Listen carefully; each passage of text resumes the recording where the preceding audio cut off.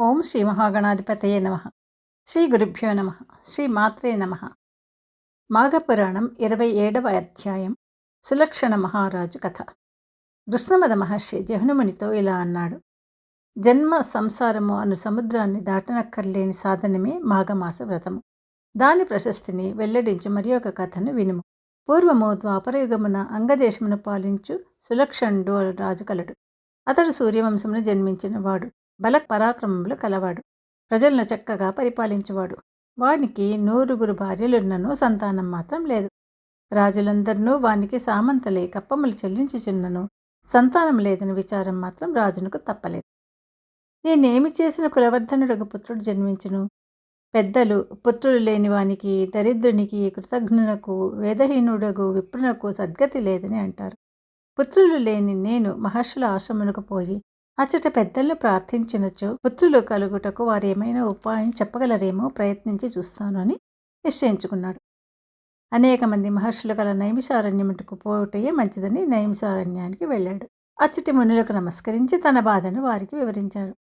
అప్పుడు వారు కొంతసేపు ఆలోచించి ఇలా చెప్పారు. రాజా, వినుము. నీవు పూర్వజన్మలో సౌరాష్ట్ర మహారాజువు. సర్వసంపన్నుడమైనను మాఘమాసమున రథసప్తమి నాడు కూష్మాండ దానమును చెయ్యలేదు. అందువలన నీకు ఈ జన్మలో సంతానం కలగలేదు. అందువలనే ఇంతమంది భార్యలున్నను నీకు సంతానం కలగలేదు అని చెప్పారు. అప్పుడు రాజు నాకు సంతానం కలుగు ఉపాయం చెప్పడని వారిని మరలా ప్రార్థించాడు. అప్పుడు ఆ మునులు ఒక ఫలాన్ని మంత్రించి రాజునికి ఇచ్చారు. దీనిని నీ భార్యలందరికీ పెట్టుము. ఇందువలన నీకు 9 పుత్రులు జన్మింతురు అని చెప్పాడు. సులక్షణ మహారాజు సంతోషంతో మునులకు నమస్కరించి కృతజ్ఞతను వెల్లడించి ఇంటికి వచ్చాడు. రాణులు సంతోషంతో వానికి ఎదురు వెళ్లారు. ప్రజలు సంతోషంతో స్వాగతాన్ని పలికారు. అలసి ఇంటికి వచ్చిన రాజు ఆ ఫలమును శయ్యాగృహమునందు ఉంచాడు. స్నానము మున్నగును చేయవలనని లోనికి వెళ్ళాడు.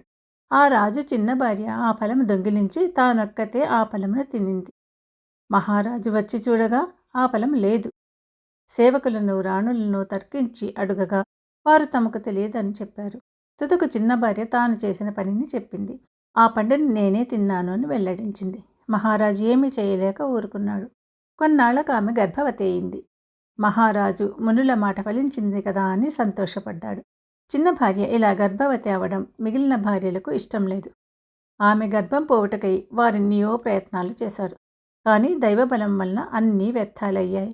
కానీ వారు చేసిన ప్రయత్నం వలన గర్భపాతమునకిచ్చిన మందుల వలన చిన్న భార్య మతి చెడింది. ఎవరికీ తెలియకుండా అడవిలోకి పారిపోయింది. ప్రయాణ బడలికకు ఆమె అలసిపోయింది. ఒక పుత్రుని కని మూర్ఛపోయింది. గుహలో ఉన్న పులిరాజు చిన్న భార్యను వడలు తెలియక పడి ఉన్న బాలింతను ఈడ్చుకొని పోయి భక్షించింది. అప్పుడే పుట్టిన బిడ్డ రక్తపు ముద్దగా ఉండి దుఃఖించుచుండగా హంసల గుంపు వచ్చి రెక్కలను చాపి ఎండా మున్నగవాని బాధ ఆ శిశువుకు లేకుండా చేశాయి. తేనె పండ్ల గుజ్జు మున్నగవాన్ని బాలునకు పెట్టి ఆ పక్షులు వారిని రక్షించాయి. బాలుడిను పక్షుల పెంపకమునకు అలవాటుపడి అచటనే తిరుగుతున్నాడు. అచట సరస్సు తీరమున అతడు ఆడుకొంచుండగా హంసలు నదిలో విహరించేవి. ఒకనాడు పవిత్ర దినమొకటిచే సమీప గ్రామముల వారు సకుటుంబంగా ఆ సరస్సునందు స్నానమాడడానికి వచ్చారు. అలా వచ్చిన వారిలో 2 భార్యలుండి సంతానం లేని గృహస్థుడొకడు వారితో పాటు స్నానానికి వచ్చాడు. అచట తిరుగాడుచున్న బాలును చూసి ముచ్చటపడి ఇంటికి తీసుకుని పోయారు. వనమున జలమున గర్భమున ఎచ్చటున్న వారిని రక్షించి పాలించేవాడు శ్రీమన్నారాయణమూర్తే కదా. ఆయనయే నాకీ బాలుని ఇలా చూపించినాడని ఆ మనిషి తలంచాడు. బాలుని ఇంటికి తీసుకువెళ్ళాడు. సవతులైన వాని 2 భార్యలు ఆ బాలుని తానే రక్షించవలను తనకొక్కదానికే కుమారుడని తలిచి వారిలో వారు వివాదపడ్డారు. అచట ఆ బాలుడు 2 సంవత్సరములు పెరిగాడు. బాలుని విషయమున సవతుల వివాదం పెరిగిపోయింది. నా కుమారుడిని పరస్పరము కలహించుకుంటూ ఉన్నారు. నేను పోషించాలని జగడమాడుకుంటున్నారు. చివరకు పెద్ద భార్య ఎవరికీ తెలియకుండా ఆ బాలుని అడవిలో విడిచివచ్చింది. తరువాత ఇంటికి వచ్చిన గృహస్థుడు ఎంత వెతికినను బాలుడు కనిపించలేదు. అడవిలో విడవబడిన బాలుడు ఏడ్చుచూ ఇంటి వలె ఉన్న తులసి పొద వద్దకు వెళ్ళాడు. అక్కడ నుంచున్నాడు, కూర్చున్నాడు, పడుకున్నాడు. తులసి స్పర్శ వలన బాలునకు ఆ వనమున ఎట్టి ఆపదయు రాలేదు. శ్రీహరి అనుగ్రహమున వాడికి ఆ రాత్రి గడిచింది. ఎవరూ లేని ఆ బాలుడు ఏడ్చుట తప్ప మరేం చేయగలడు? వాని దైన్యము, నిస్సహాయత ఆ అడవిలో ఉండే పశుపక్షాదుల్లోని జీవలక్షణములకు పిలుపైంది. అడవిలో గల ప్రాణులు, మృగములు, పక్షులు అచటికి వచ్చాయి. బాలుని నిస్సహాయత, దైన్యము వానిలోని దివ్య లక్షణములను మేల్కొల్పి వానిపై జాలి చూపించాయి. ఆ ప్రాణులు కన్నీరు కార్చాయి.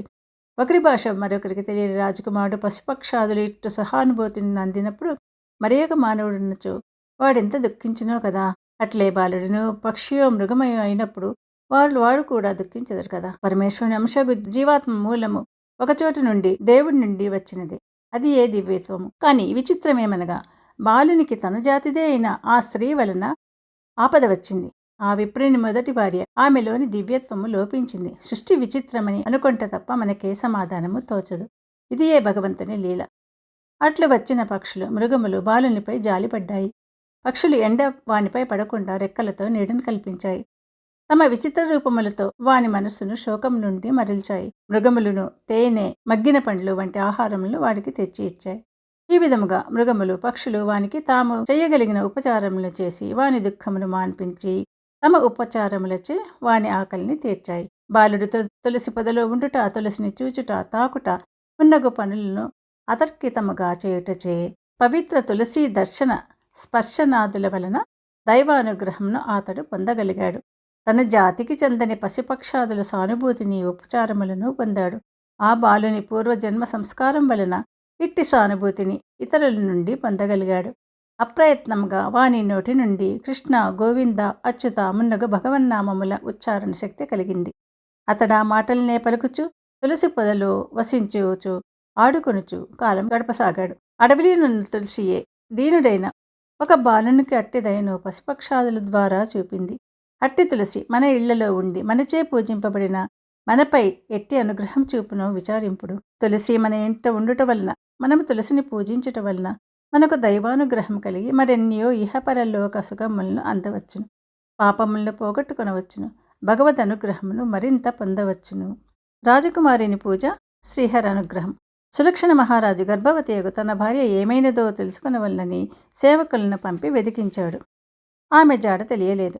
నిరాశపడి ఊరుకున్నాడు. అడవిలో ఉన్న రాజకుమారుడు పూర్వం నందువలనే శ్రీహరి నామస్మరణ చేయుచు పశుపక్షాదులతో మైత్రి చేయిస్తూ ఉన్నాడు. తల్లి, తండ్రి, తాత, సోదరుడు ఇట్టి బంధువుల్ని ఎరుగడు. కేవలము శ్రీహరి నామోచ్చరణము, శ్రీహరి పూజ వానికి నిత్యకృత్యము అయింది. శ్రీహరి దర్శనం కలగలేదు అని విచారం వాడికి కలిగింది. అయినను శ్రీమన్నారాయణ స్మరణ పూజ మానలేదు. ఒకనాడు ఆకాశవాణి మాఘస్నాన వ్రతమును ఆచరింపమని వానికి చెప్పెను.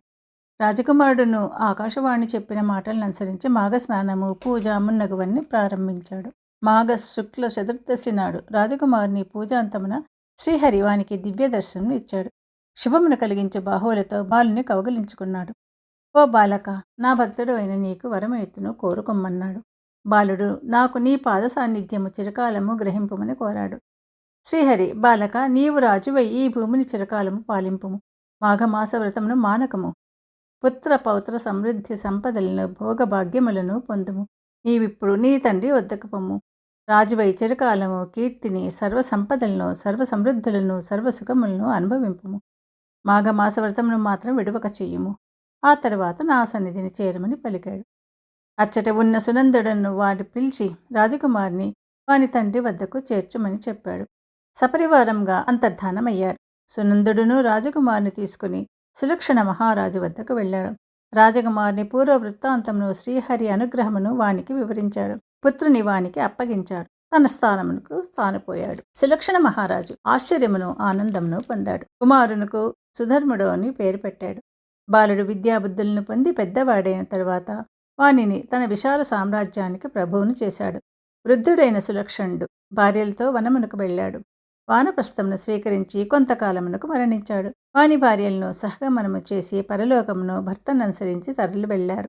సుధర్ముడు భక్తితో తండ్రికి, తల్లులకు శ్రద్ధతో శ్రాద్ధకర్మలను ఆచరించాడు. సుధర్ముడును తగిన రాజకన్యని వివాహమాడాడు. ధర్మయుక్తంగా, ప్రజారంజకంగా చిరకాలము రాజ్యమును పాలించాడు. పుత్రులను, పౌత్రులను పెక్కుమందిని పొందాడు. అతడెప్పుడునూ మాఘమాస వ్రతమును మానలేదు. పుత్రులతోనూ, మనుమలతోనూ, భార్యలతోనూ జీవించి ఉన్నంతవరకు మాఘమాస వ్రతమును ఆచరించాడు. తుదకు కుమారులకు రాజ్యమునిచ్చి శ్రీహరి సాన్నిధ్యాన్ని చేరాడు. జహ్నుముని ప్రతి జీవియు తప్పక మాఘమాస వ్రతమును తప్పక విడువక ఆచరించాలి. అట్లు చేసిన శ్రీహరి భక్తులకు ఎట్టి భయము ఉండదు.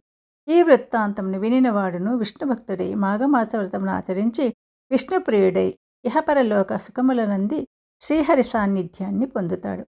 సందేహం లేదు అని జహ్నుమునికి కృష్ణమద మహర్షి చెప్పాడు. ఇంతటితో మనకు 27వ అధ్యాయం సమాప్తం అవుతుంది. రేపు 28వ అధ్యాయంతో కలుసుకుందాం. సర్వం శ్రీకృష్ణ అర్పణమస్తు.